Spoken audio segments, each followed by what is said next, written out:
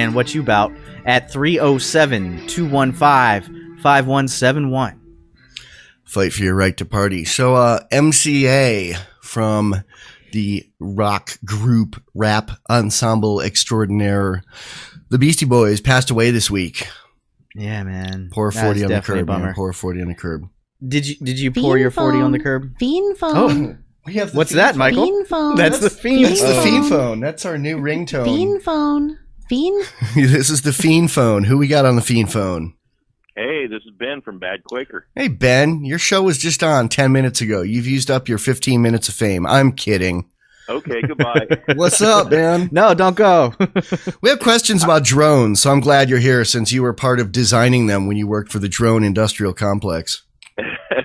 Yeah, I heard Neema was looking for me last week, and I didn't. I skipped out on you guys.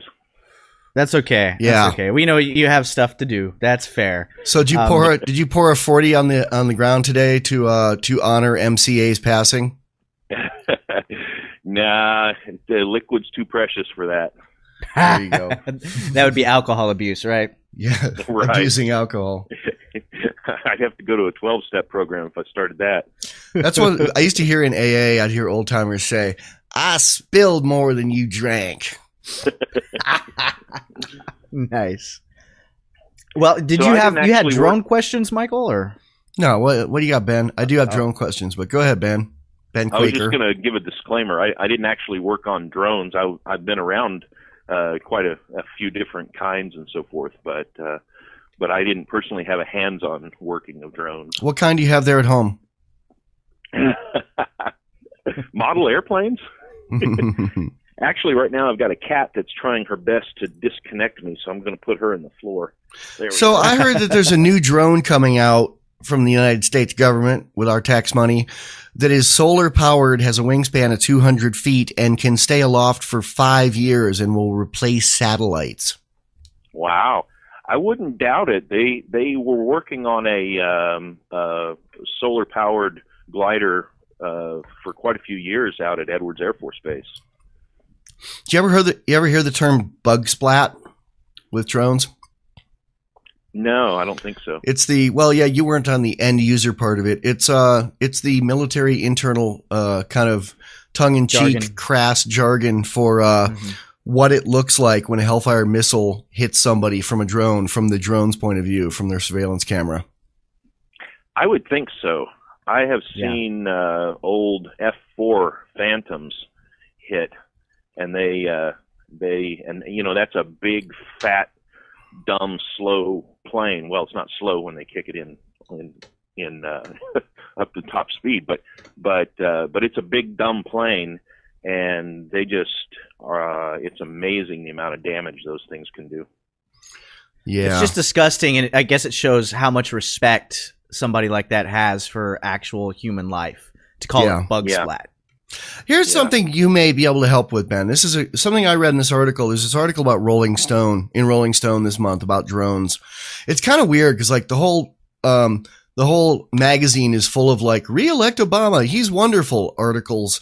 But then there's this article about like the drone program and how Obama's stepped it up, and it didn't seem very flattering. It was kind of interesting that was in the same, or maybe it was like that's just my take on it, and all the Obamaite rocker hipsters go, that's great, he's protecting us from terrorists. But it said that 15 years ago they crashed a prototype drone, and it was really I don't know if it was accidental or intentional, but they used that to say the program was dead, and then they took the program secret, dark. Did you know about that? No, but aspects of it have been blacked out right along. They were toying with it all the way back that I know of in the 80s, but in very quietly on and off at times. But that sounds about right. That's the kind of things that they do. It also said that 50 countries either have drones or are working toward getting drones right now. I'm wondering when they'll be available at Walmart. What do you think? Well, in a sense, I made a joke a minute ago about model airplanes. That's, in a sense, that's really the private sector can produce essentially a drone Hey, that kind of talk will get us droned. I actually have a friend you can buy them on Amazon. I mean, they have one that they sell for like $300. It's got like 4 propellers that just is remote control and has a camera on it. Yeah. Well, it doesn't have cameras, but it would be easy to mount one on it. I have a friend that's a model airplane enthusiast and a libertarian who said, that they're actually like talking about trying to outlaw or limit or regulate or license model airplanes now because they're afraid they could be weaponized. And he said it'd be really hard to weaponize them. It's really hard to build one that can carry even like 2 ounces of weight. Mm. It's hard to even put cameras on them and keep them aloft. Yeah. You need tax money to do that and tax-funded scientists. Well, I had a non-drone question, and this is what I had in mind last live show when I was asking for you to call in. I'm a big fan of your series you've done on how having a police state is pretty much inevitable once you have the concept of a modern police officer. And there was one thing I wanted to clarify, though. And I guess I have sort of a 3-part question here for you. And so the first one would be, I'd like to ask, for you, do you consider someone who routinely violates the non-aggression principle to be a bad person? Well, good and bad. Let's take it in a little bit of an abstract direction. Okay. Let's say a lion attacks your daughter and eats her. We wouldn't necessarily consider the lion bad, but we would definitely want to kill it, Right. Humans, I think, often act in ways just responding to stimuli and going through life without really considering the morals of their actions. And oftentimes when other people watch those actions, we consider them bad or, morally reprehensible. So, yeah, in a sense, I actually think that all human-based evil in the world is based on breaking the zero aggression principle, and I actually view that as, and from a religious point of view, I view that as the introduction of sin into mankind is in choosing to make our own laws and violate the zero aggression principle rather than obeying the natural laws that apply to human beings, just like natural laws that apply to birds or fish or whatever.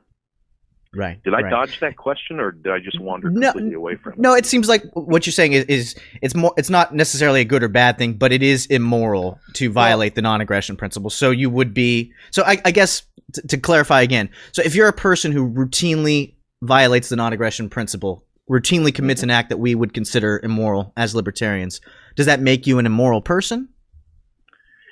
I believe so. Now that let's not take this as like I'm condemning someone to hell because I'm the judge of humanity or something. But yeah, it's impossible to go through your whole life and never violate the zero aggression principle.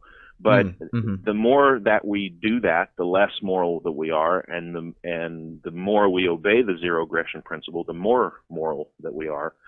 And have I dodged it thoroughly? Well, let's get go ahead, second Michael. Question. Well, the second question was, and you probably already know where this is going, but the second question is, can a modern police officer, as we view them today, keep his job without routinely violating the non-aggression principle? Aha! Now that's good. Now we move towards my lion metaphor. Well, you got a hard break coming up, but hopefully people are on the edge of their seats to hear Ben's answer here.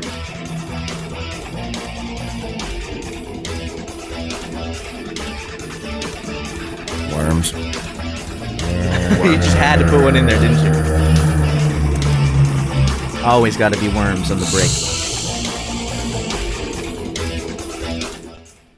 Hi, I'm Neema Vedadi from the FEENS Podcast, and I'm excited about Vaporsmith's electronic cigarettes. Hey, we got a call waiting. I'm going to answer it and see if I can come back, and if not, then you call back, okay? I've never tried this. Vaporsmiths.com is run by a liberty-loving entrepreneur, not some subsidized tax-eater conglomerate. Welcome back to Freedom Fiends Live. This is Neema Vedadi. We got Michael Dean, and we had a little change of the guard here. Instead of Ben Quaker, we Ben fired him, man. We fired him. Ben's fired. No, I'm kidding. He's gonna call back and he's gonna finish answering the question because Rowan is on the phone. He's never called in and he's at work. And I got to successfully use, after a few mistakes, the call waiting feature of Skype. So now there's that. Congratulations. How you doing, Rowan? You're at work. What are you doing at work? Oh man, I'm doing security right now. The libertarian version of police work. Nice. Nice. Could there be people sneaking in behind you while you're calling the fiends? Yeah, that happened earlier when I originally called you. Someone snuck into my little security area, and I had to run quick. But everything's calm now. That's what that was. That was the, hey, what are you doing? Free market, baby. Well, hey, the government screws up way worse, and you had an example of that. What is it? Oh, I just wanted to call and talk about those top ICE official guys, that little freedom fix there, that got busted for laundering $600,000 of taxpayer money into their own personal accounts. That's a tyranny today. Oh, wow. Oh, well, I guess them getting busted might be a freedom fix. That was taxpayer money, so it was funds that were in his budget that he just funneled into his own pocket. Is that right? Yeah, so basically what it was is he had a house that was outside Washington, D.C., and everyone who would go to D.C. for conferences and stuff like that would submit receipts for staying in hotels, and they'd actually go stay at his house, and then he would take half the money that they got, and they would keep the other half. So I guess he pocketed like $128,000, and a bunch of people pocketed a bunch of other stuff. But wow. As I was reading about that, I also found they had one of their top intelligence officials is like a colonel in the Jordanian army and has some like $1.2 million Jordanian bank account or something like that too. So they're having all kinds of problems. Wow. Well, so the ICE official, though, he was actually canned for this? I don't know. I think it's just recent that this came out, so they're probably doing an investigation. I don't know, when you have Ben back on, he can maybe talk about Celine's Law a little bit more so more people can get exposed to that, how we're going to need more watchers watching the watchers and the inevitability of the police state. Right. I'm just wondering how hardcore the police state is going to get when everyone's watching it, which I think we're headed towards because everyone has that's one of the liberty things that a lot of non-libertarians participate in is filming cops. And, I'm really into it. I dig it. But I'm just wondering, if in a couple states, it's illegal. We have friends that are facing years in prison for filming cops. I'm just wondering how much they're going to clamp down before the whole thing just dissolves, and if it ever will. Yeah, I think it does dissolve, but I wouldn't call it dissolve. I'd say it collapses under its own weight.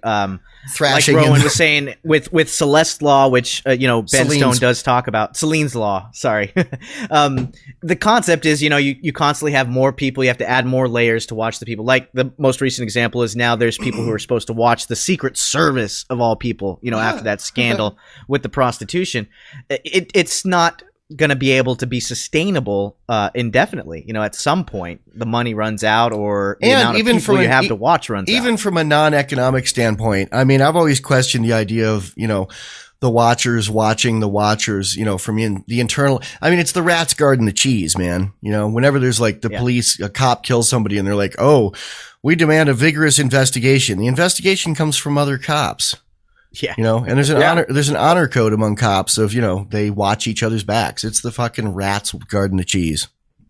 Well, we've seen how it works too because of the last 25, 30 years of the Catholic Church too. Of the watchers watching the watchers. Yeah. We've already tried that and it didn't work. So where do you live, Rowan? Oh, I'm in the communist state of California. You in a big city? Yeah, relatively big. I'm in the Bay Area. Your old stomping ground. Oh. Do you live in a populated area? Yeah, unfortunately, I do. Okay, we should talk. We have a project. Boy, that's gonna get the powers that be going. Wait, the fiends are calling for people. They need people in a populated area. What's going on? No, soon all the watchers are going to be watching the fiends. I know, it's a publicity idea. We'll talk to you about it later. You designed a really cool T-shirt that is available for sale on the T-shirt on the FEENS site. Describe it. So that T-shirt, the T-shirt that we're talking about is the Not On Board logo T-shirt. Constantly driving around seeing these baby on board bumper stickers, and I kind of feel like people should get out there and start saying they're not on board. They're not on board with what's going on. And one of the thoughts I had was if you guys get enough interest in those, I know the site that they're currently on, because we're not making them, is a little pricey. But if there were enough people that got together, it's possible maybe we could do a reduced rate and make our own out here. Garrett has said he's going to for like $10-12. Garrett said he's going to silkscreen some, and he has not done it yet. I'll call him out publicly on here for that. That's the thing with print on demand t-shirts is nobody really wants to buy them because they've tried them and they're not good. They feel thick and weird, and they wash off after like 10 or 20 washings. They crack. But yeah, properly silkscreen shirts. I've got some from the 80s I'm still wearing. They don't fit me anymore, but I've still got them.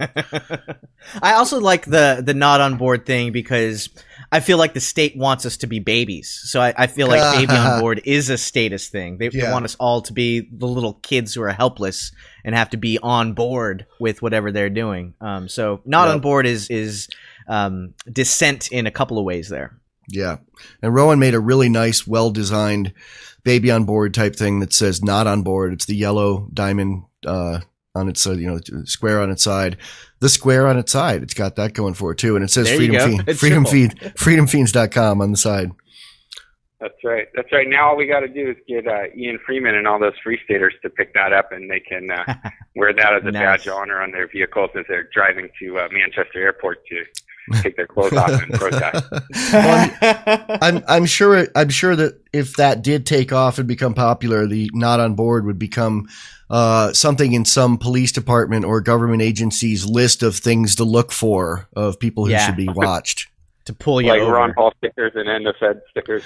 Yeah. Mm-hmm. That's a theory. I was talking with Stephanie Murphy last night on her show. She had an episode on conspiracy theories, and I called in and was basically like, conspiracy. I think it's getting to the point where the non-aggression principle is going to get listed as a conspiracy theory that if people talk about it, the government should watch them. I think the whole government is a conspiracy, right? The government is a conspiracy theory. Yeah. It's a bunch of people getting together to plan how they're going to steal our money and kill people. How is that not a conspiracy? And a lot of it's done in secret. And you're not allowed to know about it. And if you try to find out about it, you're arrested for treason. That's basically what happened with WikiLeaks, the guy that leaked the WikiLeaks stuff. How ridiculous is it that people like Sarah Palin were calling it treason when the guy's not even an American citizen? He's an Australian. Yeah. You can't be treasonous if you're not a citizen. A lot of the treason talk was about the soldier who leaked the info. Allegedly leaked the info. Thank you. Yeah. Well, I guess he's lucky he didn't get enemy combatant status. Very true. Although he did get tortured just the same. They treated him pretty much like that. They tortured him. They stripped him naked and threw him in a cage by himself and kept him there. Might as well have been, but you're right. I guess it could always be worse. At least he's still alive. Well, cool, Rowan. He didn't get droned. We got an ad break coming up here. We're going to let you go back to your work at the private sector cop work, which is ethical, and we like it. And do a good job, sir. Thanks for calling in. I'll talk to you later today. Yeah, no problem. Worms, man. Worms.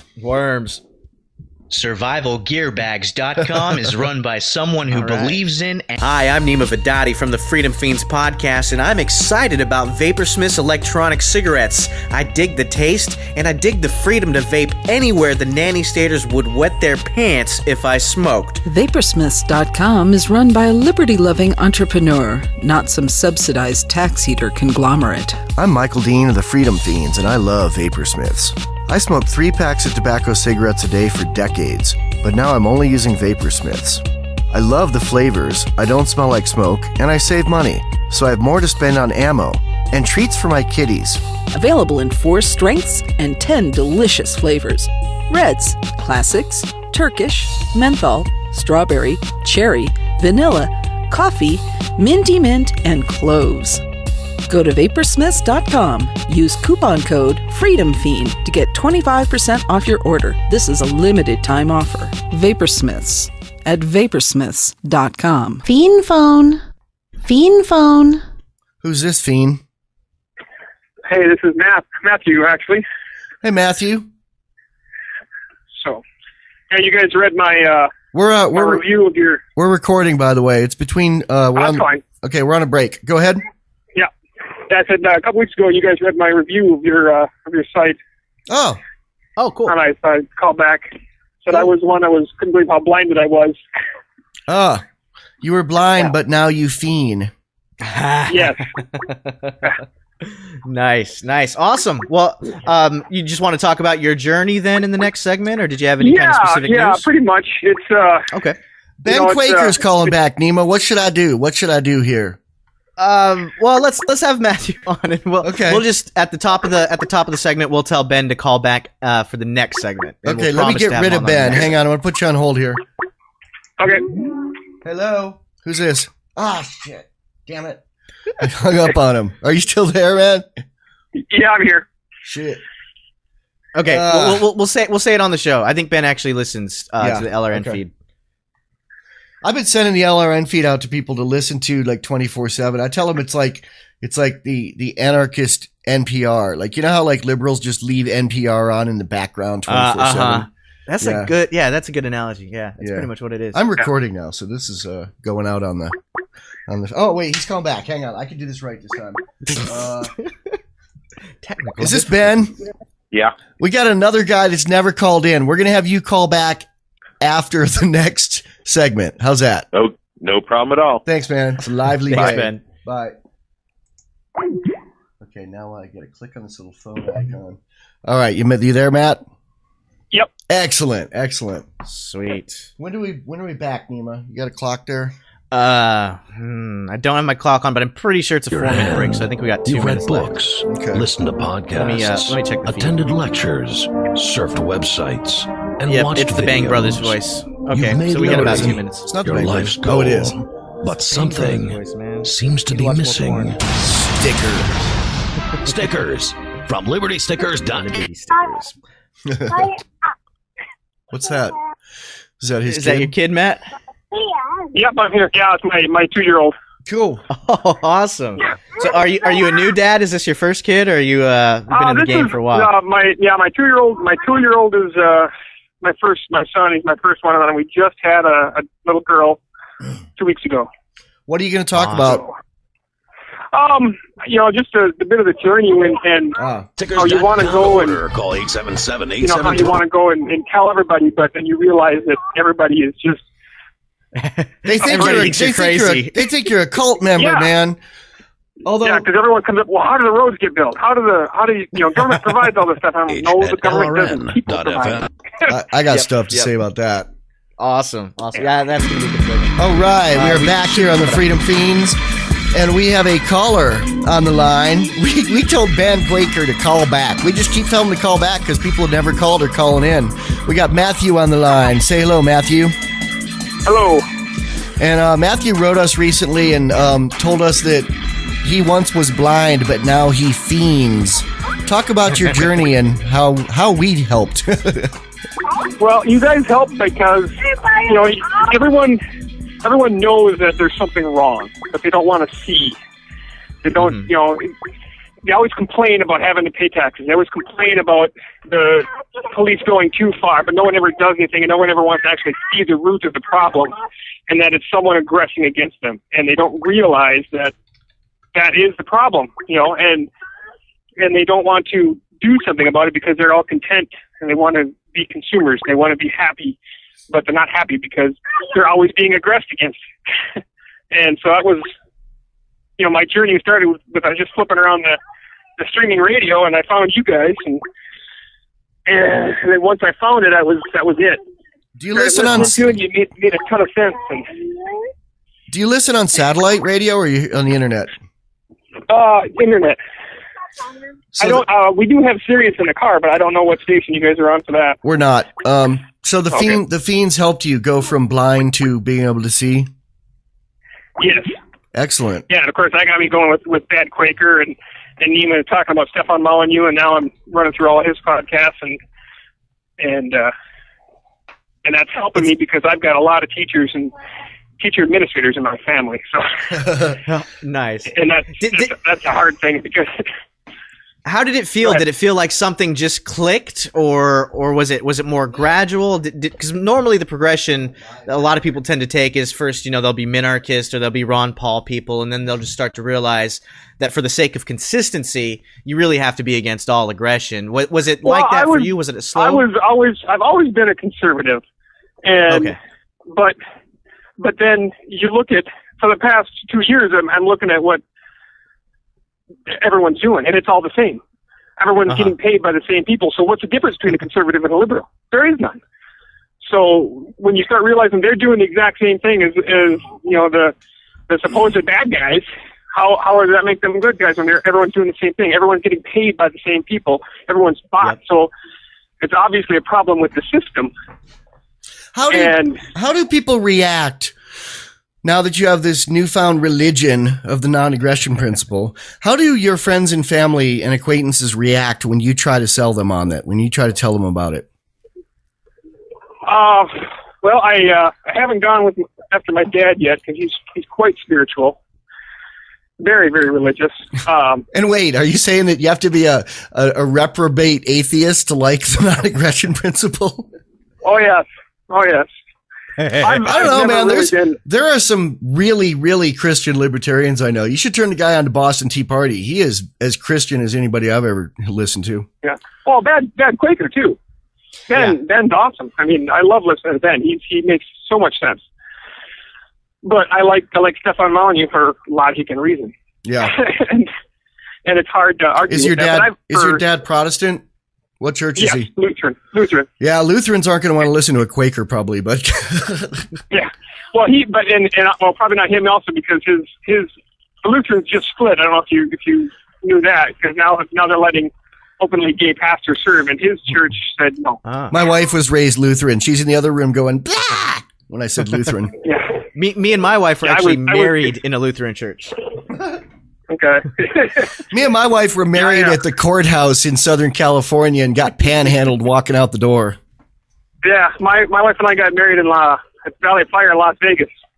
Nice. I think you win. That's the most libertarian possible. Yeah. Craziest limo driver ever. I think they should do weddings at Walmart. That'd be the real free market marriage. There you go. It can't be too far off for that. They got everything else. Yep. You'd buy the little thing you'd buy a little like card with a scan bar on it over on the shelf, and then you'd take it over, you'd pay for it, then you'd take it over to the wedding chapel. Yeah, and you could buy your champagne and all your decorations right there. Yeah. Oh, there you go. So, tell me more about when you try to tell people about liberty. What happens? Well, this system is the best. This is what we've got, so we got to deal with it. Like, no, you're missing the point. Because the hardest thing is to get them to realize that taxes is theft, and theft is wrong. I can't believe how hard that is. I mean, you can explain that to a 5-year-old can get that, man. Why can't an adult? I guess because they've had all the public brainwashing school, I think that's it. And I've always hated that argument that, until they find something better, democracy is what we got to live with. It's not perfect, but it's what we got. I've always hated that argument. And if you make that argument in anything else, it doesn't make any sense. I mean, I work at McDonald's and I'm 40, but that's the best job I can get, so I'm not going to try to do anything better. It's just a ridiculous argument. Right. Another thing that's my thing is saying, understand the root first. Because you can't attack the branches. You got to go after the root. You got to chip away at the root of the problem. And I don't care about the roads right now. I don't care about the stuff the government supposedly provides. I want people to understand that they're being stolen from. Right. You have to understand that. Right. And I think Ben Stone has a great argument for that. It was more with healthcare, and I think he even got that from maybe Robert Higgs or something. But he says, all these people that say, now we have so much trouble affording healthcare and doctors and insurance, so we need the government to step in. But it's like, no, all the government does is add an extra layer of expenses. Then you have to pay for the doctors, the insurance, the healthcare, and government bureaucrats and goons to enforce it. So you just add on to the cost. You don't make anything better. All you do is muddle everything, and then it even costs more. You know, a reaction I've gotten too is kind of a like quizzical, like head turned to the side, like, when I try to describe it all, like not even judgmental, just kind of like I'm speaking Martian. You know, I was thinking the other day, like if I were channel flipping and I heard like Stefan Molyneux or the Freedom Fiends or something and didn't know what it was, and I heard this term over and over, non-aggression principle, I think it would intrigue me because I would think it was about something about how to not be angry. The non-aggression principle. I never got that at all. I mean, my background a little bit. My background is I was a lifelong martial artist for 25 years until my body decided to say, you know, enough's enough. You can't keep going the way you're going. But my best friends was one of my main workout partners and instructors. He was always of the opinion you don't learn this to fight someone. When you attack someone, you want to make sure that someone has attacked you. Yep. You never do this to impose your will. You do it to fix a problem. I think there's a lot of corollaries of martial arts with the non-aggression principle. One I heard the other day. I think so too. When I was in third grade, I think I took Kenpo karate, and they taught us the non-aggression principle too. And I think that's always been a thing with martial arts you don't use this unless you're attacked. You never use your power over somebody else. I'm sorry, I stepped on you, Michael. I mean, one thing I've heard is a lot of karate masters will say that in your lifetime, you may have to use this once at most in a fight. And I think that's true with carrying a gun too. I mean, really, like people think you're going to go out and shoot everybody you don't like. No, it's like you may never have to use it, or maybe once in your life you may have to pull it and not even use it. Yep. Yeah, and that's the hope too. I mean, I don't ever hope. Very thankful you have it. What's that? Yeah, exactly. I think he said in that case you're very thankful you have it, and that would be just as true for carrying a gun as I think knowing martial arts or how to defend yourself in any way. You hope to God you never have to do those things. Well, it's like having fire extinguishers, and I have them in every room. You've been to my house a lot, Neema. There's a fire extinguisher in every room, and I hope to God my house never catches on fire, but I'm glad I have a fire extinguisher in every room, and I replace them every few years. Which is like also keeping your training. Tire in your car too. Yeah. Or a seatbelt. I mean, you hope your seatbelt never keeps you from flying out the window because you hope you never get in a wreck to where you would fly out of the window. Well, we're coming up on a hard break here, sir. It's been good to have you on. Call back anytime. Thanks for taking my call. You guys keep up the good work. Worms. All right, thanks, man. Worms. Have a good one. Worms. Did he say worms? He said worms. Yeah, all of our callers today, except for Ben, has said worms. Worms are too valuable for Ben because I think he farms a little bit. Would you like to advertise your product or service to a large... How you doing today, we got Neema? a new caller here. I'm doing good. We got a new caller here from Oklahoma. I believe your name is Dave, right? Right. Hi, guys. I just wanted to say, I would call myself, and I guess maybe they exist, I'd call myself a partial libertarian. I really do see the clarity of the argument for legalizing drugs and legalizing prostitution. To me, those are things that are doable. And we've already got one state that I believe pretty much fully legalizes prostitution. And I think maybe there was a time in the United States where we pretty much had legalization of drugs, even but you just where it was sold over the counter. But you just don't want to get rid of some state, right? Oh, don't want to get rid of some. Of some state. I am for. I guess I'd be a Jeffersonian in this. I'm for less government or the minimalist government. But I tell you what, that was my comment. My question is, and I've been asking myself this question over and over, is do we really need the police?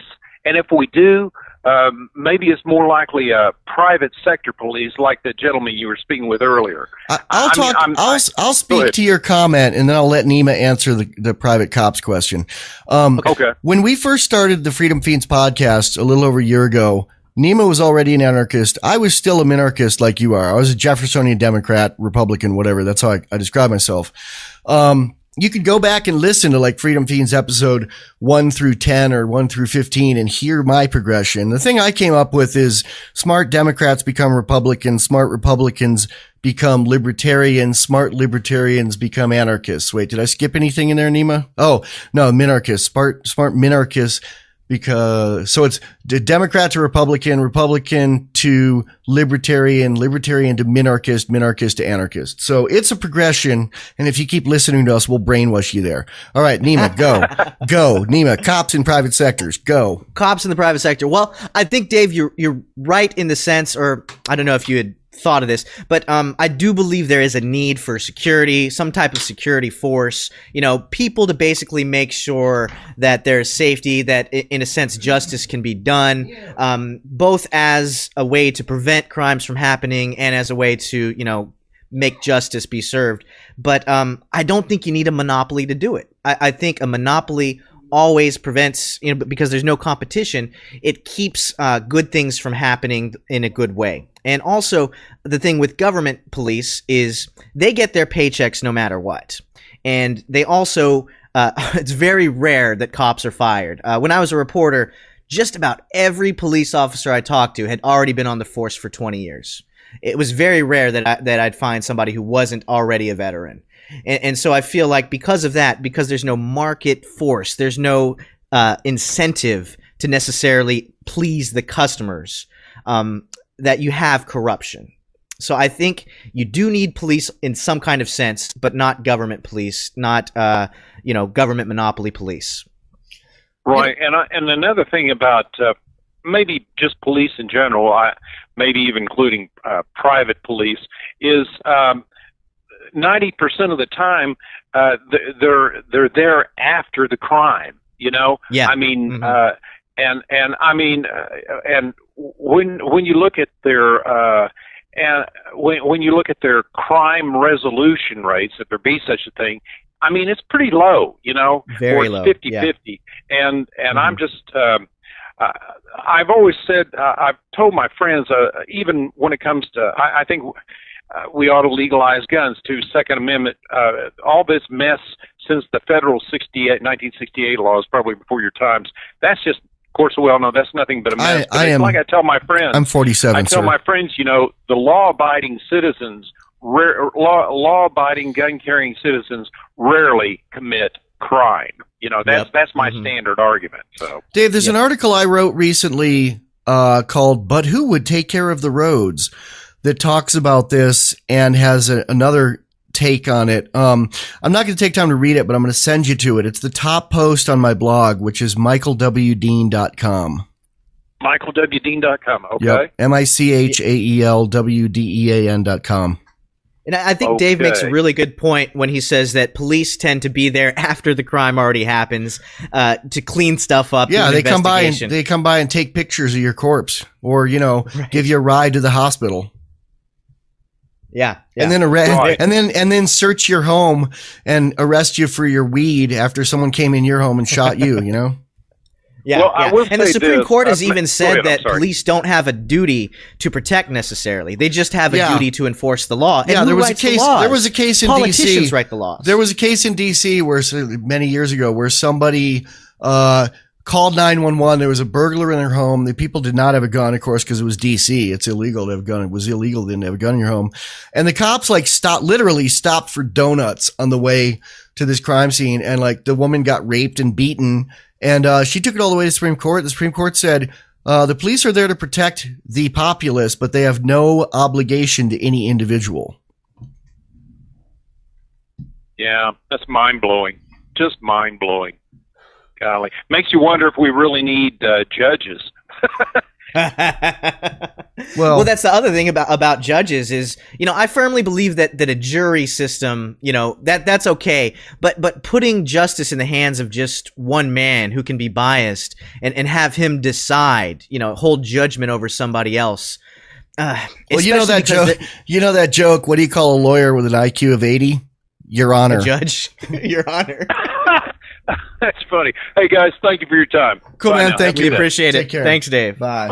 Have you been looking for a safe, scenic, and inspiring place to live free? We chose Wyoming. Wyoming is the home of Free State Wyoming and the personal choice of Boston Tea Party, as well as the setting of his book, Moulin l'Abbé. Bring the family and stop by for the 2012 Free State Wyoming Jamboree for 4 days of camping, shooting, and barbecue. There'll be trading, hiking, a raffle, and plenty of activities for the kids. Admission is free for those under 18. Entrance and 4 days camping is $15. It's only $15 more for the barbecue and beer on Saturday. Visit freestatewyoming.org. There's even a 1-day handgun course led by Boston. The handgun course is extra.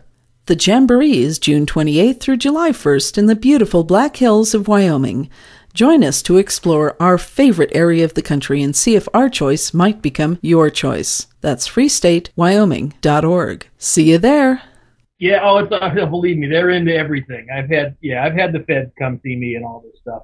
Really? They terrorize my family. Oh yeah, they'd come and they'd terrorize my family, and I got pulled over down on the Cape, I've never been really known as, sometimes I'm a little bit too direct, perhaps crass. So, yeah, I mean, Michael, you and I get along just fine. I'm crass. Yeah, I mean, I don't mean to say that in a bad way. Crass can be good. I mean, a lot of times you sometimes need to have a little shock therapy, which is what I did when I was, out there in the world, in the corporate world, before I decided to wake up and all that good stuff. But, I was also thinking, I love listening to your show. I'm catching up on all the episodes, and it's like the last couple weeks since you had, I think it was Emberlay was on from. That's a different podcast. That's Disindoctrination Podcast. Good friends of ours, and yeah. Well, that's how I guess I got to you then, and I've been listening to you guys and going through. I've seen Guns and Weed a while back, and I thought that was great. I think you guys did awesome. You going to set up a showing in Boston at the college for that? Nice. Yeah, I could set it up down the Cape for you, but then the cops would show up for me. So, yeah. Well, so what makes you stay there then? I mean, I do understand that Massachusetts is really statist. Why do you stay there? I want to get back to New Hampshire as quickly as I can. It's just I've got to do it prudently with finance. Okay. We're up on a break here. You want to stay with us here? Yeah, I'd love to. Okay.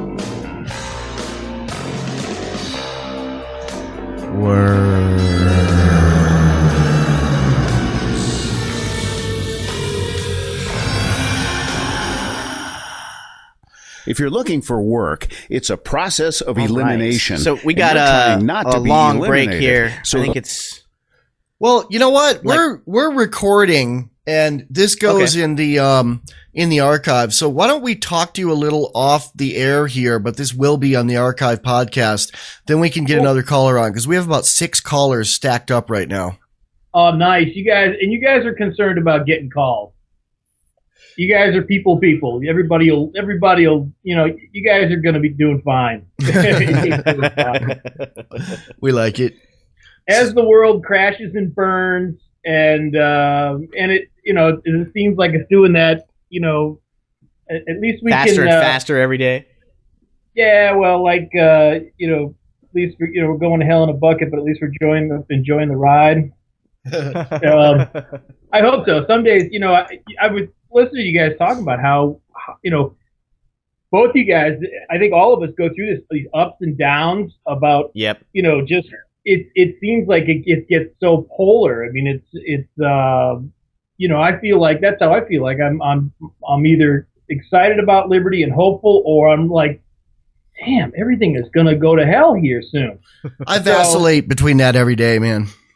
Yeah, and I don't know, I don't know what the answer is, but as we trudge this road to happy destiny, you're in the program, aren't you, man? You're in the program, huh? I've done that before, and so as we trudge the road at happy destiny and run into people every day who are constitutionally incapable of being honest about liberty. Yeah, well, what's interesting was I got into the program when I was 18, and I'll be 42 in August. So, next year it'll be worms. Okay, so there was a reason to say worms. I mean, yeah, I'll be in the ground and the worms will be in me, but pretty soon. But I mean, yeah, so that'll be my worms statement. I vacillate between extreme poles of looking. I even get excited with the Ron Paul stuff. We do too. Especially now that he's winning states. That's just crazy. I love it to see that the delegate strategy is actually working to some extent. Yeah, well, this is where you've heard this expression analysis paralysis or what have you. I can get into the whole analysis of that stuff and just not do anything. But I do think that it's so important that people, even if they're curmudgeons, to move to one place. I do think the Free State Project is, just to go to one place and set an example. And, I think sometimes it's like painting a target on our backs, but, why the hell not? I feel like there's some good in that, definitely. I agree with you on that. But I also feel like there's something to be said for having good anarchist emissaries everywhere in the country. I mean, because I think that's in the end how we do win people over is you be a really very moral person, upstanding, successful. You live, wherever you want to live, and then you talk to people about it. And that way it's more widespread. I did say once that I believe in the end anarchy will have to be global, and Paul Bonneau kind of took me to task for that. But what I meant is it shouldn't be forced on people globally, but I think that it's the most preferable set of circumstances. And so I think eventually the whole world will be on board with that. And not on board but at what cost? At what cost? There's certainly so many people's freedoms are going to be just violated, and I can see, if I look at things, I can say, we're living in very, very, I guess Churchill at interesting times. Sometimes it looks really dark out there. Like, holy shit, it is Nazi Germany. It really is like Nazi, but people don't get it. I've known people who've been in East Bloc Berlin that say it's worse now than it ever was here, but people don't seem to get it. They don't feel like they don't feel like they're losing anything, that there's a cost. They're so, you ever listen to the Bad Quaker podcast? Once, and I loved it. That guy and Stefan Molyneux are who I listen to in the middle of the night when I'm feeling worried about the world. They both calm me. Yeah, I listen to Stefan too, and Stefan is, I love listening to Stefan. I know Stefan loves listening to Stefan. And which is great. Stefan loves listening to Stefan. He does. He's good. Come on. I mean, he does. He just put out a new video that's like the best of Stefan Molyneux. That's really the. Oh yeah, it's great. I mean, there's part of my interview with him is in there, and he didn't let me get a word in edgewise. I'm not mad or anything. I noticed it. Like everybody else, he let talk. But I think some of the OG libertarian dudes look at the FEENS and me specifically as like, get away from me, kid, you bother me. Well, I think that a lot of people can look at libertarians as being the most selfish people on the planet, which is fine because, and you've heard this enough times in your experience where, they say in the program sometimes, they say, or and hunt underway near Memphis. They say, okay, well, it's, oh Jesus, what the hell? I just had a glitch on my computer. Can you guys hear me all right? That was me. I was testing to see if we're back yet. We still got a couple minutes, and then we're gonna have to go. We got about 3 minutes. Oh wow, it's a long break. Yep, it is. It's a 9-minute break. It's not 9. Wow. It's 8, 6, 7, isn't it? Oh, it's 6. Well, plus it's 1. 3. It's 3 before the hour and 6 after the hour. Oh, it is. You're right. Yeah. That's cool because I love myself too, and I love to hear myself. But you've heard people say it's a selfish program. It's a selfless program. That's commonly misquoted. It's not selfish. It's selfish. Oh, selfless. I agree. Yeah, selfless, but both have to apply, I think, and then some. I think that finding the truth is just so important for everybody on all levels, their own truth, and that's And I think that allowing people to do that, I know that people promote the Free State Project, and there's a lot of promotion and it's a tough thing because there's it's a tough thing because, I believe, people who understand the truth are very, very skeptical of everything because there's so much false information out there. So, hey, have you seen the book I wrote called A User's Manual for the Human Experience? No. You should check it out. It's a combination of the 12 steps and the non-aggression principle. Oh, I like it. I'll check it out. Tell me the name again. A User's Manual for the Human Experience by Michael W. Dean. It's on Amazon. It's paperback. All right, let me write it down because I got one hand here. The other thing I feel about that statement you said that people think libertarians are the most selfish. I think everybody's selfish. I think libertarians are honest because we actually embrace that and say, yeah, we are selfish. Oh well, not every libertarian's honest. Let me tell you. Hey, we gotta hang up here, brother man. We're coming back from a break and we got other callers. But this whole conversation in between will be on the archives that'll come up in a couple hours. I do want to ask, what is law? Like the law of the land, that's and I did want to say that I have no use for the police and worms. Worms. Peace. Thanks, man. Peace. Worms. Doing? I'm doing good. That was we had a good between ads conversation and recorded it for the archives with that cat. Yeah. I like that cat's Skype picture. It was a guy feeding a tiger with chopsticks. It was a photo of that. Nice. And of course, if you want to hear what you missed there, you just go to the Freedom Fiends website. We always post the live show, but we also include our chatter in between breaks. And this time, it wasn't just mindless chatter. It was us talking with one of our fans, one of the callers. And so please check that out. Chatter. Isn't that what the government likes to listen in on? Chatter. They always talk about supposedly increased chatter in the Middle East. They love to listen in on everything. You sent me that that guidebook for goons to monitor social media, and they have sort of a list of its goals. And here's their second goal from the top of that list. It says, second, to constantly monitor all available open source information with the goal of expeditiously alerting the NOC watch team and other key department personnel of emergency situations. Yeah, so it's open policy that they monitor all available open source information. All Liberty stuff. Yeah. And there's actually everything in that PDF. There's a screenshot or two of their internal, specialty software, proprietary software of the system they use to write up a report on questionable things. I just have this vision of what that would look like filled out for the Freedom Fiends. I was going to make one and post it, but I got too busy. Yeah. We'll just, please, guys, we are busy. If you're out there listening and you're a goon, just go ahead and send us a few documents you have written up about the Fiends so we can post them on the show. It'll be cross promotion. So back to drones. The other day I was dreaming about tyranny in the afternoon, I was sleeping late in the afternoon, and I woke up. I thought my house was being droned. I thought I was hearing a Hellfire missile. It was, my neighbor was using his shop vac right outside my window, about 8 feet from my window. And I know what his shop vac sounds like. I've heard it many times, but I think there was a dead squirrel caught in it or something. It was malfunctioning. It was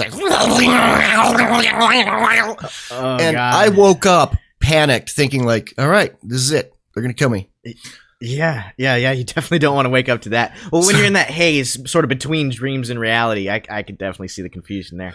So I guess I've progressed a bit from what I used to just worry about was when I accidentally turned on my iPod and hear our hip hop, I think bad people are coming up the road. They're listening to hip hop. Now is that an 808 bass drum? Oh no.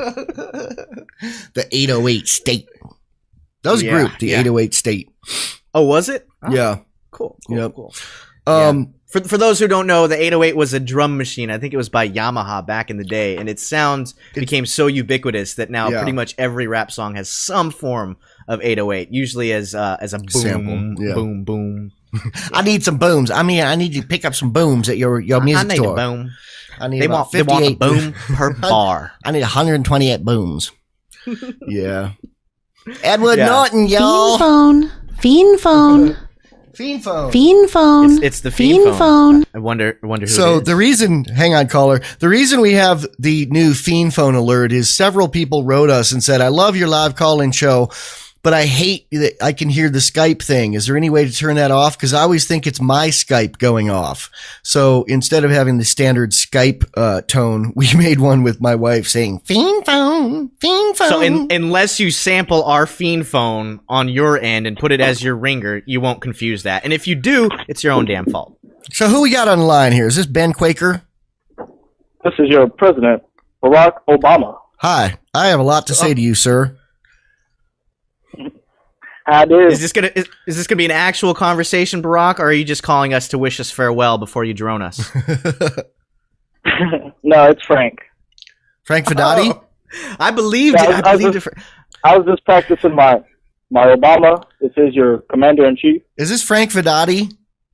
Yeah, that's Frank. Vedadi.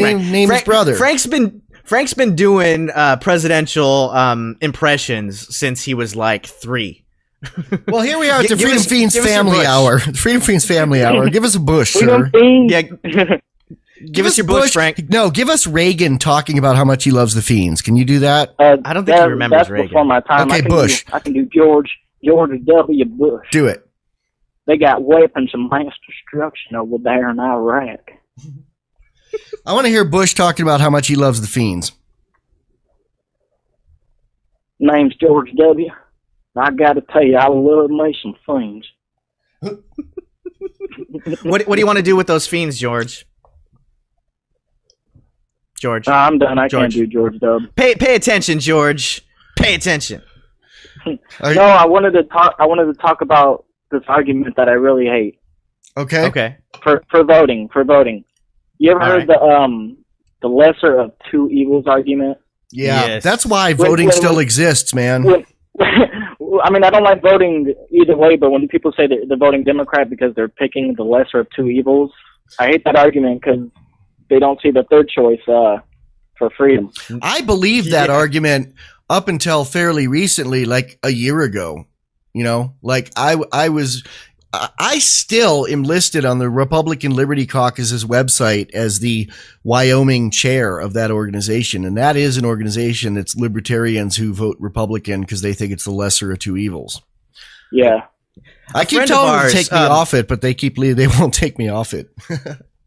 A friend of ours in Utah, Frank, and you'll know who I'm talking about. I don't want to call him out in public, but a friend of mine in Utah who's an actor, you know who I'm talking about. We used to argue about that, and he would say this. He would say, well, if you worked at like a Subway or something, and you got to pick between, who your manager was, and you had a really crappy manager that was going to be an a-hole, or you could pick a pretty chill manager. You'd pick the chill manager, and I'd be like, well, if I don't want to work, if I don't believe in the system, in the structure, I'm just going to quit. I think it's not a good analogy. I think it's more like, would you rather be held captive and kicked in the nuts or punched in the stomach? Yeah, but that Subway argument is, that's voluntary to work for Subway. It's not voluntary to be part of the state. You're forced to be part of the state. And a lot of statist you and Michael are both right when you say that is a false dichotomy. It's not a lot of statist arguments skip the whole voluntary aspect of things. They always use these red herring arguments of, well, yeah, blah, blah, blah, blah, blah, blah, blah, and I read an article recently in Yahoo. It was an interesting piece about this guy who has dropped out of society and he lives in a cave in Moab, Utah. Is that how you say it? Moab. Yeah. Moab. And, he doesn't take any welfare money. He doesn't take any government money. And he has a blog and it's kind of popular. It's like, this guy, this modern, David, who was the poet who went out and lived in the woods. Anyway, Walden, Henry David Thoreau. Yeah. Henry David Thoreau, he's kind of a modern Thoreau. And the article was he doesn't take any government money, but he does use the public roads and the public library. He walks on the public road to go into town and use the public library to update his blog. And, that's the only way that he's being a leech. But other than that, and I'm like, that is not fucking being a leech, and this guy sounds like somebody who, if there was a private road and a private place to use the internet where he could do some chores to do it, he'd gladly do it. But there's a monopoly, Yeah, we don't have a choice, All the roads around here are government roads. Yeah, that leech comment in that article really just tipped the hand of the person writing it, of the typical statist who believes false arguments. Yeah. There was a reporter I remember at our TV station here in Washington, and she went out to do a little quick piece on these tax day protesters in the park in John Dam Plaza, and all the reporters and the news director had a good chuckle about how these guys were in the park protesting taxes, and they were like, "Well, taxes paid for the park, ha ha ha ha." But it's like if they had, it's not their fault that the government stole the money to create the park. That wasn't their decision. They're just going to a central location. If we lived in a free society, you would have places that, you pay a monthly fee or a yearly fee to go to. Did you see that picture? You see that picture I posted called Night of the Living Statists? It's like a picture from a zombie movie. Yeah. And then they said, roads. Roads.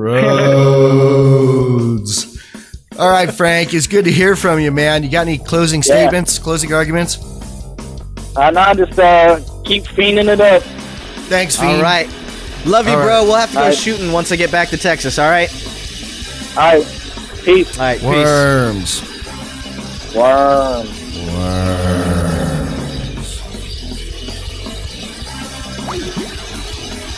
Oh, the name of that article was Can Going Without Money Hurt the Economy? Tired of that same old government-free like baklava from Madrid? Silly title. How about trying stateless this music sweets kicks ass. You should do something with this music, Neema. Caramel. Stateless sweets are made with real The Chinese ingredients music? and prepared. Freedom Fiends. Freedom Fiends. Hey, everybody. This is Freedom Fiends Live. If you want to call us, dial 307-215-5171. So what it do, Michael? Neema, what was your comment about MCA from the Beastie Boys dying? Well, I doubt this is true, but for me, I feel like Fiend phone. Fiend phone. It's the Fiend phone. Okay, well, It makes you feel old because it's the first rapper to die of an old man disease. Fiend phone. There you go. Fiend phone. But then I also said, I don't know if cancer is an old man disease anymore. I mean, my daughter died of it, and a lot more young people die of it. I think than ever. I think more people are dying of cancer than ever. I think the government's behind it. Yeah, Who's on and the I felt phone? kind of bad after I said that because I was like, oh, I forgot that your daughter passed away from cancer. You don't have to be tender with me about it. I've internalized it. I deal with it every day, but I've internalized it. Who we got on the phone here? Hey, this is Ben calling back. Finally, Ben. All right, so Just take the man I off was from looking where to you speak were. to. We got about 20 other calls between now and then. So you're on. Drop Well, mad I'll science. Let me reset up the context here. Okay. So initially I asked Ben Stone, the bad Quaker, if somebody routinely violates the non-aggression principle, doing immoral things because violating the non-aggression principle is immoral, does that make them a bad or immoral person? And then the next question, which we did not get the answer to yet, was can a modern police officer keep his job without routinely violating the non-aggression principle, i.e. doing immoral things? Right. Ben? Now, and I was going to refer back to to what I said about a lion eating a child. When we think of such a thing, it's horrible, but you don't really say, well, the lion did something evil. You say, well, you might want to kill the lion, but you don't necessarily call it evil. I say the lion is just following orders of his DNA. Yeah, well, in a sense, sure. But when it comes to people with a will, and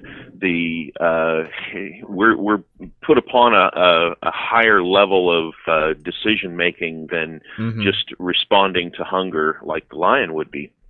Right. And so, well, let me blend it away from now that I've set up the lion, let me abandon the lion. Right. If we have a person who is not of their full mental capacity, they're a very simple person who gets by day to day, and they occasionally see something that they want and they take it, theft, but they don't really understand, they don't have the mental capacity to understand that they're stealing, then we have a certain level of exception for them with still stealing, it's still aggression. But we would treat that person differently than we would, say, someone who plans out a bank robbery. I got a question. I used to know a guy who was an enforcer for a loan shark. I met him through 12-step meetings, and he felt really bad about it. He was like recently sober and like, I don't like to do this. I go break people's arms for a living. And I never saw him again. I talked to him once after a meeting, took him out for coffee and tried to talk some, program with him. Do you think that guy is immoral? Because I think when you go to a loan shark, you're entering a voluntary contract, and part of that contract is knowing you may get your arm broken if you don't pay. So do you think that guy breaking arms was violating the non-aggression principle?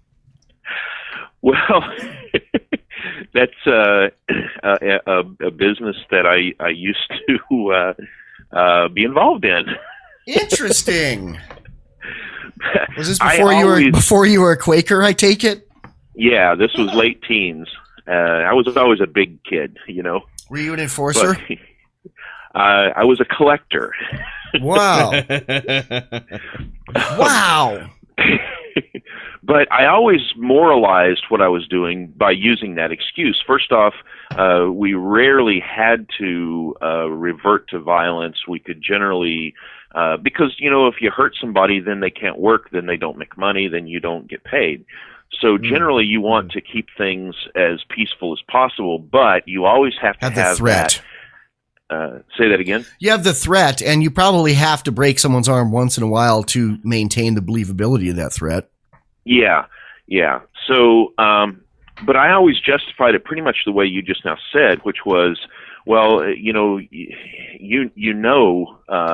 going into it, what happens if you don't pay. So if that happens, then it's not my fault. I'm just, in a sense, I'm just doing my job, you know. But you expected this because you signed on when you took the loan. Well, I'd say that that's more moral than being a cop, because you can't opt out of being a cop. You can opt out of borrowing money I've never borrowed money from a loan shark. Even when I've been really broke, never considered it. You can opt out of being a cop. I think what you're trying to say is you can't opt out from living in a world where there are cops. Yeah, sorry. Thank you. Mm-hmm. Well, I still want to go back to it, though. So Ben, are you basically saying that because police don't understand the non-aggression principle, we don't have to hold them to that standard? No, not necessarily, and yes. We have to keep in our mind that what they're working with on a mental level, which I'm not saying this to attack police, but it's been actually decided in court that it's perfectly okay for police forces to intentionally hire people with lower IQs because people of higher IQs don't make that good of a cop. Right. That's already been established in court, and police forces have already utilized that process. So we start the process understanding that we're not talking about geniuses. We're talking about people around average or slightly a little under. And then we realize that we've got a person who's been brainwashed their whole life to think what they're doing. They think they're a hero. They really believe this. So from a moral point of view, what they're doing is reprehensible. It's horrible. From an individual point of view, in dealing with them, they have no idea what they're doing is bad. They think they're heroes. They really walk around patting each other on the back, believing they're heroes. So if I were to take the God role, if somehow somebody promoted me to God, on an eternal basis, I would have to judge them as bad and throw them into hell. But assuming I own heaven and hell and I'm now God of all the universe. But from me as, just being a person, I can judge their actions as being evil without judging the individual as being evil because I don't have the authority. You should go on that website. So in essence, you're saying don't hate the player, hate the game is basically what you're saying. Exactly. And that doesn't give them an excuse to behave the way they do. Anymore, go back to the lion, I would still shoot the lion. I don't hate the lion, but I would shoot the lion. Now everybody listening, calm down. I'm not saying shoot cops. We don't need to get a Larkin Rose thing going on here. He's going to be an upcoming guest on the Anarchy Gumbo podcast, but go ahead. I really like Larkin Rose. He's a great guy. Yeah. But he pushes the damn envelope, and he spent a year in prison for it, so there's that. Yeah. But in thinking of the lion, you don't hate the lion. You recognize that the lion is functioning with the information he has, and he's doing what one would expect him to do. That doesn't forgive the fact that you lost your daughter to his teeth. So hate the system, hate the result of it, try everything we can to educate, but realize individuals have to be dealt with very carefully. Worms. Excellent. I really appreciate that, Ben. I do. Hey, Ben, let's keep you on for the break and record for the archives, and then we can get another caller on after for the next segment. How's that? Sounds great. Cool. So I sent you that letter. I sent it to you and Neema. That letter that. Since its formation in 1997.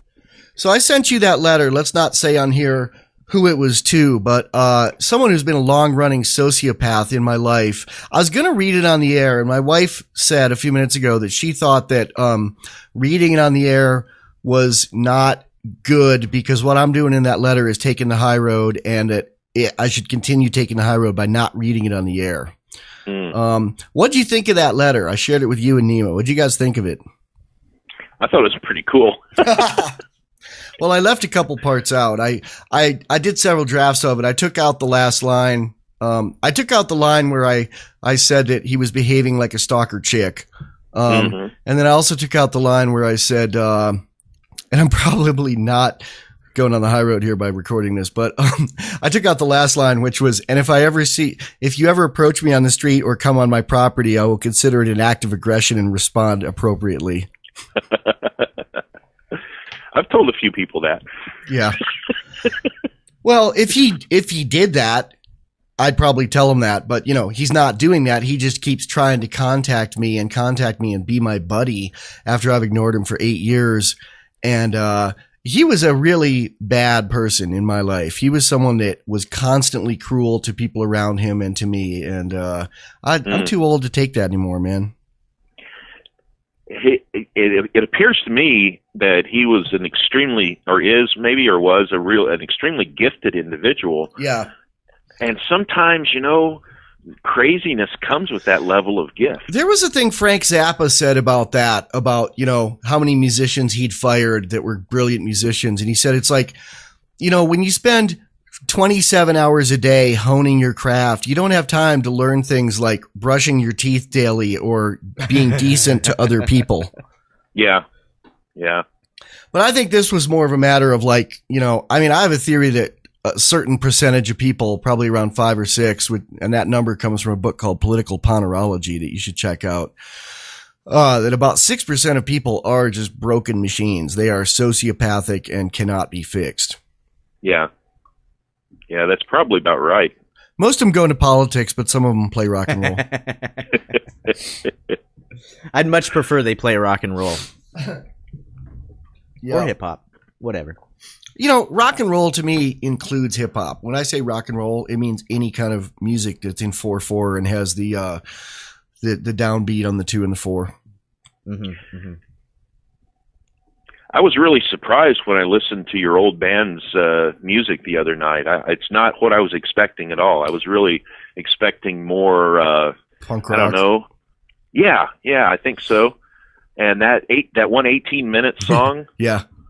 I turned it on. I thought, well, I'll listen 5 minutes or so, and then I have other things to do. And I listened to the whole thing, and it was like I'm sitting there with my head bouncing, just, checking out other stuff on the computer, just rocking out to it. Yep. Maybe I should put that at the end of this cast. Yeah, I say do it. Yep. It's called If I Were a Girl by my band Bomb, and it's the only one we used a drum machine on. It's the actual drummer in the band, but we looped him. We took like an 8 or 16 bar loop of him. And then, our guitar player did some drum programming over it. Basically, he's just augmenting the same beat, but with electronic drums, and just looped it. I'll put it at the end of this cast. Yeah, I was listening to the drums on that. I think I mentioned in our chat the other night, I was listening to the drums and I was thinking, holy cow, this guy is a machine. You can sign up to receive the latest about the... Well, listen to some other stuff by him, by that band, Bomb.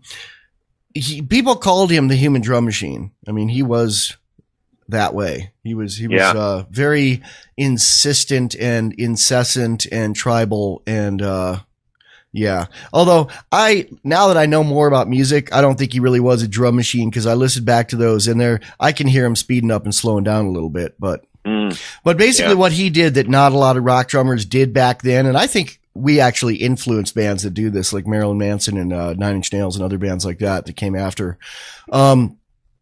He served the song. He didn't try to get fancy with it. He would just keep a fucking beat, and a really complicated, hard driving beat, and not change it. And most drummers will do that, you know, a little bit in a song, but then go to something that's easier to play, or do that and then go to something fancy that shows off their skill. And he didn't have a need to show off his skill. He would just serve the fucking song, which I always like people that just serve the fucking song, you know? Yeah. I think we're back. Are we back? We just totally missed the boat on that. Yeah, but we were talking about rock and roll. I'm going to put that song at the end of this cast, and I'm going to let you go here, Ben, so someone else can call in. You cool with that? Yeah. Talk to you guys later. Thanks, man. Hi, Neema. Hey, Michael. So we never did get the answer we wanted out of Ben, I think. I think Ben should do a whole episode on Bad Quaker on the questions you asked him. I thought I got the answer I wanted, although there could be more, definitely. So, yeah, Ben, if you want to address that. The final question, which I think was pretty much answered for me when you answered the second question, but the final question that I was leading up to was, are there any good cops? So, hate to spring that on you without you being here to answer that, but I'll answer it. That's a challenge.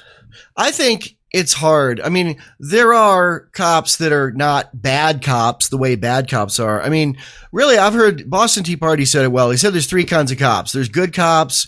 There's, I forget his terminology, but it was something like there's good cops.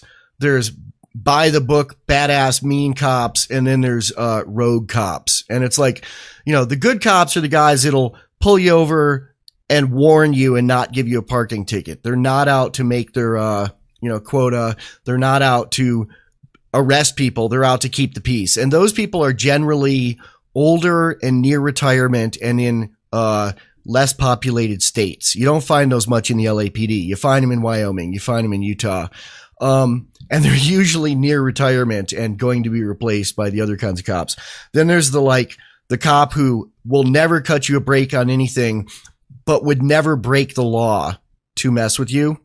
Mm-hmm. And then there are rogue cops who will beat you up and sprinkle a bunch of crack on you. Well, yeah, and I kind of buy that too. But the thing about Ben's comments were, I feel like is ignorance of the non-aggression principle, ignorance of proper morality.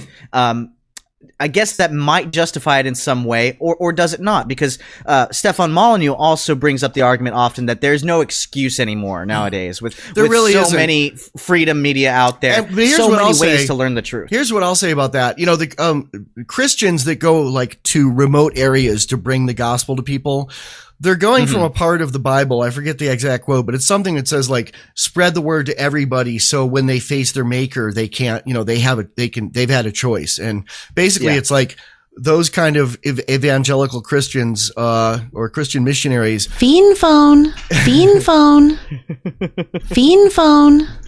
Okay, caller, hang on a sec. Let me finish this thought. It's basically like, you have to teach everyone about Christ. So when they can either accept it or turn it down with their own free will. So when they face heaven, God can throw them in hell because they turned it down, or put them in heaven because they accepted it, which is part of why they baptize babies and things, because they think that. But anyway, if you want to know about some cops' opinion on the non-aggression principle, they know about it. A lot of them know about it. Go to police1.com and search the term voluntaryist. There are endless discussions on there of cops just laughing at the idea of voluntarism. And, in particular, well, it's hard for them to accept the truth because their livelihood depends on them disregarding the non-aggression principle. I know. So does that also make it unfair? Because their paycheck comes from it. They're not equipped to do that. Exactly. They're not equipped mentally to No, I don't think so, man.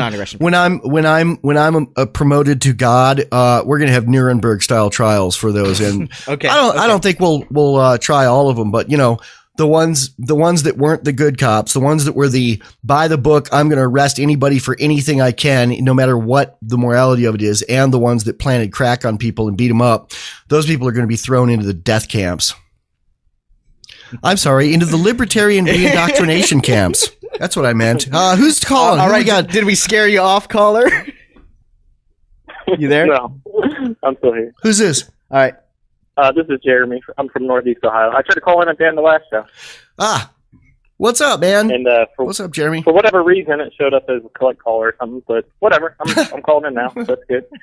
Cool. It wasn't a collect caller, no, so we had someone else in the line. But David, hang on a sec. David Crow is calling from Canada on the other line. If he's listening, have him call back after this caller. All right, go ahead, Jeremy. I won't be long. Yeah, I just want to thank you guys for what you do. I really enjoyed the podcast. I found it through Stitcher, and I was pretty into Ron Paul and the libertarian movement, and it just kind of pushed me over the edge. So. So push you over the edge. I like that metaphor. So over Ron the edge Paul into what, Jeremy? Ron Paul was your gateway drug to the fiends. He was the gateway drug. Yeah. I found him through. I just felt weird after 2009, after the economy kind of crapped out, and Obama got elected, and I was kind of just like, something's up with this. This is not right. Something's up. I got his book, The Revolution, from the library. And just started listening to it, book on CD, and it just kind of changed the way I think about things. I bought that book for my 90-year-old father for Christmas 2 years ago. He loved it. Everybody. I basically ripped it and just handed it to people. Please listen to this. Please listen to this. And anybody who actually will take the time is like, wow, that guy's on point. But nice. Where were you at before that? Before you found the revolution, where were you at? Like, did you vote for Obama, or how did you feel, or were you just not paying attention to it? I always listened to this garbage Republican talk shows when I was Hannity, and I always would listen to it and be like, ugh, but I'd still listen to it. And my buddy, who's hardcore Republican and drives me crazy, he would say, "You're a libertarian," and I was like, "Well, whatever. I'm independent. I don't like labels." And but he kind of, I guess I was libertarian without knowing what libertarian was. There you go. So, but it's just I listened to that, and then I got into. I was listening to Alex Jones, and he was crazy, but he got good info. But yeah, he freaked me out for a year. But it's hard. It's hard to listen to Alex Jones without having nightmares after you're done. He's got some solid.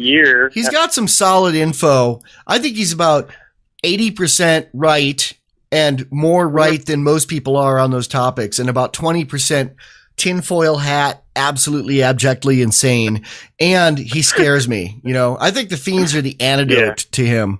It's like I was so negative last year. Ron Paul's the gateway drug to the fiends, and then people listening to the fiends start listening to Alex Jones, and then they come back to the fiends to recover from it. It's like Ron Paul is the marijuana, the fiends are the heroin, and Alex Jones is the PCP. The PCP, man. Nice. Yeah, he's totally. He might be meth. It might be meth. Yeah, the meth. Meth. Yeah. Well, the way I've always felt about your body gets wrecked. Right. He's space-based, man. You know what space-base is, Neema?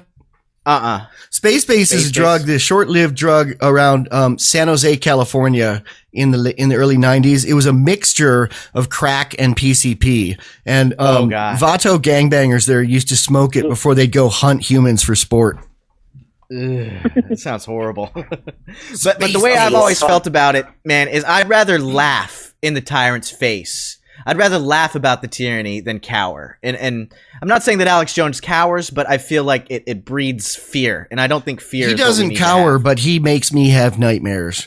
Yeah, exactly. The thing that is disturbing about his shows, you listen to it, and then he's like, when I stopped listening to it, he was going on this thing, I'm running 6 miles a day.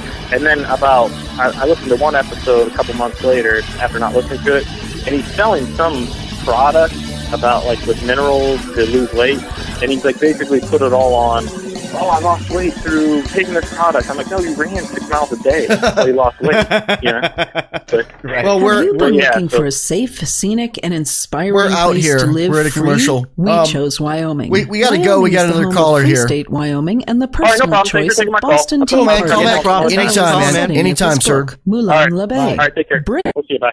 All right. It's Freedom Fiends. Yo. What it do, Michael? Yo. Hi. We got a caller. You want to introduce the caller here, Neema? I think it's going to be the last call of the day, so we won't give out the number.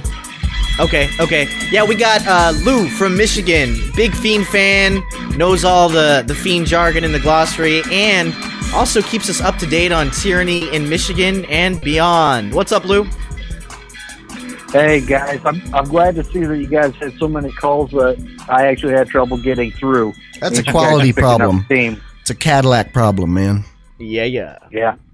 Going back to some of the earlier things in the show today, yeah, we know that the TX is going to fall in the acid bath. It's just a matter of how far is the acid going to splash when it happens. Ooh, I like it. Nice. Conspiracy theories. Conspiracy theories come about when the official answer is full of shit. One of my thoughts is that a lot of things that that were originally considered conspiracy theories were later proved to be true, like the U.S. military dosing soldiers with LSD without their knowledge in the 60s. That comes to mind, and then there's a whole bunch of other ones. Yep. And the greatest conspiracy theory of all, that the state is competent and necessary. Yeah, that's the biggest one. I feel like conspiracy theory is like something they throw around, just like they throw around terrorist or child molester. It's basically just a go-to. It's like calling someone racist. Yep. It's just a card they play whenever they don't have an argument. They want to just discredit somebody without actually making an argument. Basically. And I guess that leads me to why I actually called in today. I took a criminal justice class in community college way back a long time ago. And one of the things that we learned was this thing called the Kansas City Preventive Patrol Experiment. It was a 1-year-long experiment in Kansas City, Missouri, and they divided the city into 3 sectors. One was an absolute police state. The only thing that they were missing was TSA. Another was a control group where they didn't change a single thing. And then the third section, they had a minimal amount of patrolling. Basically, the cops would go in there and they would, take the reports and then get the hell out, go back to the outskirts of the city. Mm-hmm. Now, the major findings of this were citizens did not notice a difference when the frequency of patrols changed. Increasing or decreasing the level of patrol had no significant effect on residents and commercial burglaries, auto thefts, larcenies involving auto accessories, robberies, or vandalism crimes. The rate at which crimes were reported did not differ significantly across the experimental beats. Citizens' reported fear of crime was not affected by different levels of patrol, and citizen satisfaction with the police did not vary. So basically that proves police are useless?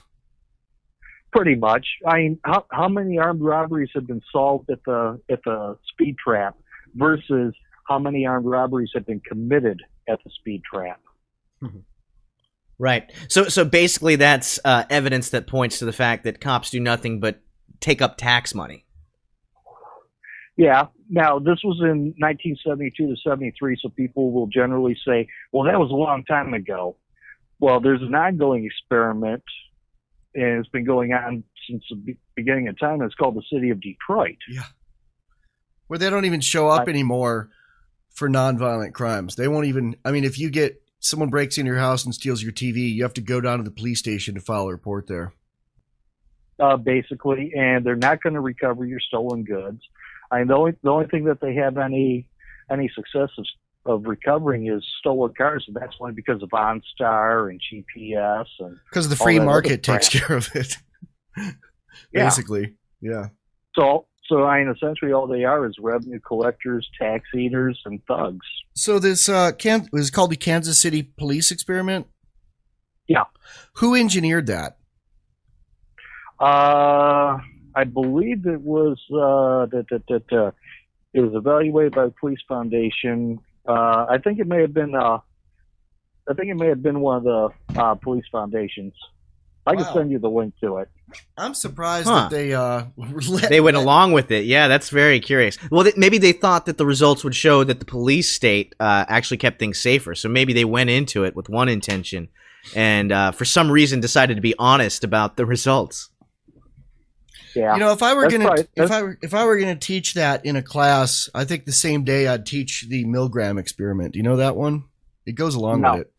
It was something that was done in the 60s. It was basically, well, there's that, and then there's the Stanford experiment, which were both variations on experiments where they had half of a college student class basically torturing the other half of the class, and it just out and out proved that, you know, the I'm just following orders things happens really quickly, and people are willing to go along with it. Okay, yeah, I have heard of that one. But what's really fun is if I'm talking to a cop and then I bring this up and they've actually learned this, usually the older cops. I think they keep this away from the new cops. But every time every time I pull this out, they're like, and they just start stuttering and stammering, and then all of a sudden a litter of kittens is born somewhere. Well, why are you talking to cops, Lou? Are you a cop? Know your enemy. Know your enemy. No, okay. No, actually, I'm one of the listeners at the NSA. Cool. Nothing else to do on a Sunday. How much do you get paid to do that? Oh, I do it for free because I love the state. You're a volunteer for the state. I've accepted the state as my Lord and Savior. You know, there's a Facebook profile called The State that's run by some libertarian. Have you seen it? Yeah, I'm friends with them. Do you know who it is? No, I have no idea. I think I'm going to start calling Free Talk Live and being The State. The State. Yeah. They get a nice number of fake callers. It can be pretty funny sometimes. And they also get I thought that's what we were getting when Frank called in earlier and was being Barack Obama. I thought somebody was. You didn't recognize your brother. That's funny. He did a pretty good Obama. I thought it was Obama calling to give us a farewell before we got droned. Yeah. Well, Lou, there was after Bill Clinton. Oh, Frank does a pretty good Bill Clinton too. We'll have him do that at some other point in the future. Lou, there was something you sent me on Facebook that I thought was pretty interesting. Apparently, the Russian military and the United States military are doing a joint operation. I think it might be the first time ever since World War II, obviously. But yeah, at Denver Airport, and it just blew my mind that nobody's talking about this. I think RT reported it was the only mainstream, if you could even call them that. It's weird because they were our arch enemy. I mean, in 20 years, is the United States going to be doing training exercises at Denver Airport with Al Qaeda? Maybe. Well, actually, us doing training exercises with Russian troops is not a new thing. Back during the Clinton years, there was a brigade or battalion of combat engineers or something like that at Fort Leonard Wood. So it was shortly after the wall had come down. This is the first time that airborne troops have ever worked with U.S. weapons or some other stuff. To call it a first time thing, you have to use the same statistical analysis that they do for figuring out inflation and unemployment numbers. It's the first time since you have to leave some stuff out. It's the first time it's happened since everyone's had Facebook. There you go. Could be something like that. Well, what do you take away from it then, Lou? What do you think this means, and if anything at all? Well, if you want to get into the conspiracy theories that go beyond, that go on about the Denver airport, which it certainly raises some questions. They have a bunch of socialist murals there, don't they? They've got some wacky ass stuff, brother. It's just weird. But from my understanding, when it comes to declaring a martial law, a lot of times countries will use foreign troops because their own troops will be less likely to go in and do the dirty work. I think they'll use UN troops or NATO troops if they ever do it here. And I hope that they forget about Wyoming because it's the least populated state. I think they might just forget about us and not bother. Except that they have nuke silos in Cheyenne. Yeah. Well, they'll just send Dick Cheney out bird hunting after you guys. Well, Neema and I have been target shooting with the governor. Oh, okay, cool. It was before he was governor. No, he's not. It was, yeah, actually, he's not a good guy. It was when he was trying to show off during the Republican primary. After he won the Republican primary, he did not take my questions kindly anymore. Yeah. He's a good shot, but he's not that safe on the range.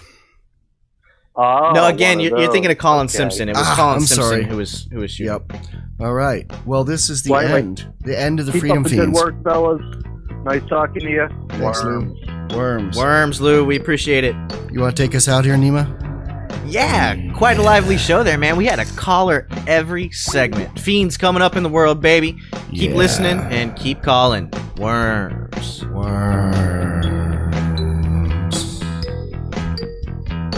Worms.